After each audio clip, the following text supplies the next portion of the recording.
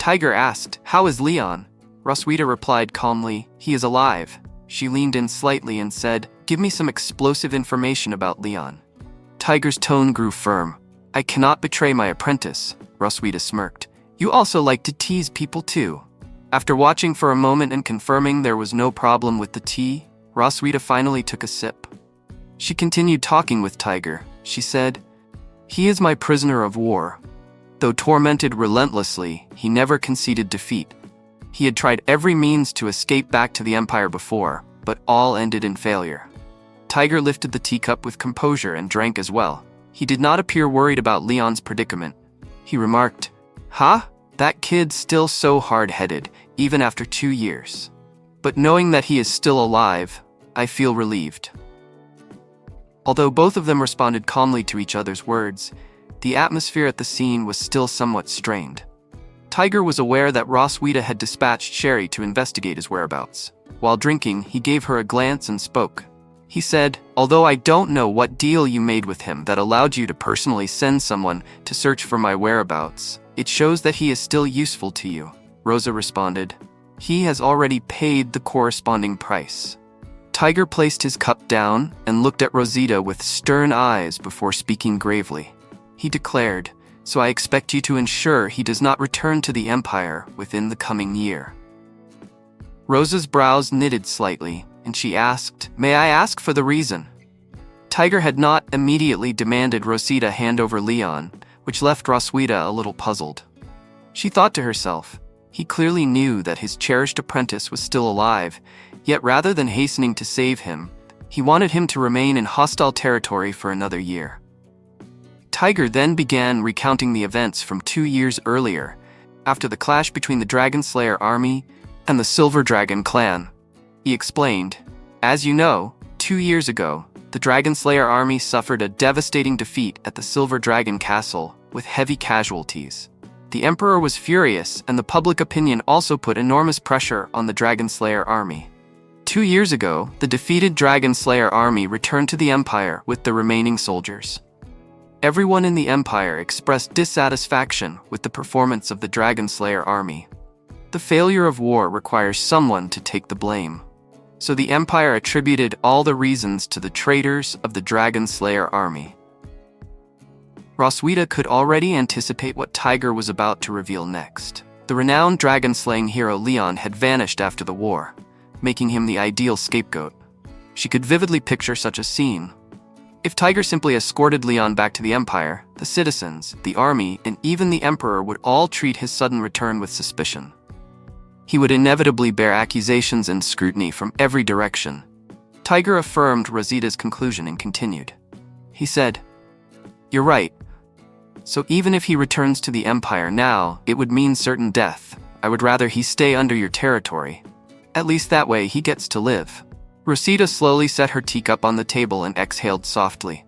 Since Tiger, who possessed great strength, had voiced such a plea, she could not refuse. She answered, "I understand, but I have a condition. I need to know all his information, especially his childhood dark history." Roswitha gazed at Teague very seriously, as though this condition carried great importance. Tiger was slightly taken aback by Roswitha's demand. Raising his brows, he remarked, "Ha, your request is a bit special," yet he did not reject her request either. Tiger turned back toward the cavern, seemingly searching for something. In a short while, he moved several chests from the cave to the stone table. Bringing one finely crafted wooden box before Rosita, he said, "These are all the love letters Leyon has received from enrollment to graduation. I help him stay."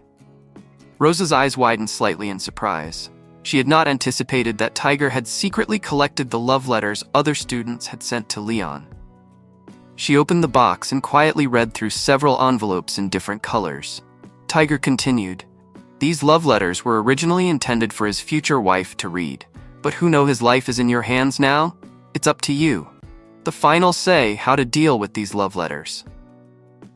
In truth, what Tiger did not know was that the woman standing before him, Roswitha, could also be considered Leyon's wife. Seeing these letters, Roswitha curved her lips into a mischievous smile. She felt delighted uncovering some of Leyon's hidden past. She silently thought, "Ha ha, Leyon, you also have this day." As she kept reading the letters with amusement, Tiger grew slightly puzzled by her reaction. Inwardly, he wondered, why is she so curious about her prisoner? Could this be some new interrogation tactic? His suspicion was not entirely wrong. At that moment, Rosita pulled from the box a simple portrait framed in gold. The picture depicted a silver-haired woman with her braid tied neatly and clad in purple garments. The lines were childish, clearly drawn by Leyon when he was a boy. She asked Tiger, "This is?" Tiger chuckled and explained, "That's the dream lover that Leyon drew when he was 6 years old. He likes beautiful girls with silver hair, tall stature, and a cold demeanor. There was once a girl at school who fit this exact description and confessed her feelings to him, but he hesitated for a full 5 seconds before turning her down." After saying this, Tiger suddenly realized something. He stared closely at Roswita's figure and attire and discovered that the woman before him looked strikingly similar to the girl in the portrait. Silver hair, tall, and an indifferent aura. Tiger silently muttered in his mind, "No way. No matter how bold Leyon is, he couldn't possibly harbor feelings for the Silver Dragon Queen." Meanwhile, Roswita examined the painting earnestly, seemingly unaware of the resemblance. She carefully returned the portrait along with the few letters back into the wooden box. She then asked Tiger, "Is there any more explosive information?" Her tone suggested she wanted to know more of Leyon's secrets. Tiger gave her an awkward smile and shook his head. He replied, No. After all, he's my apprentice. I can't betray him anymore." At that moment, Rosa pulled several photos out of thin air. She waved them gently and said, "This is a recent photo of your beloved apprentice. Don't you want to take a look?" Tiger immediately rose from the stone bench upon seeing the pictures. He hurried into the depths of the cave, calling back to Roswita, "Wait a moment. I'll let you meet Leyon's first love." Rosita blinked in confusion. She hadn't expected Leyon's first love to be with Tiger and his wife. The thought made her somewhat uneasy. Before bringing the wooden crate forward, Tiger touched his beard and shut his eyes, recalling certain memories. Then he revealed a few peculiar details about Leyon to Roswita. He said, "Leyon hates carrots. He will faint if he eats eggplant. Oh, by the way, his waist is particularly sensitive and he doesn't like others touching this area." Roswita immediately took out a notebook and pen, diligently jotting everything down. She nodded while recording the notes. Then Tiger raised a finger and added, "At 2:30 in the morning, if you ask Leyon any questions while he is asleep, there's a certain probability that you will hear his innermost thoughts." He recalled a scene from the past. Young Leyon kicking off part of his blanket in his sleep and muttering, "I hates carrots." Sometimes he even followed instructions while sleepwalking. Tiger remembered once ordering the sleeping boy, "You move the wood over," to which Leyon, still in a daze, responded, "Okay."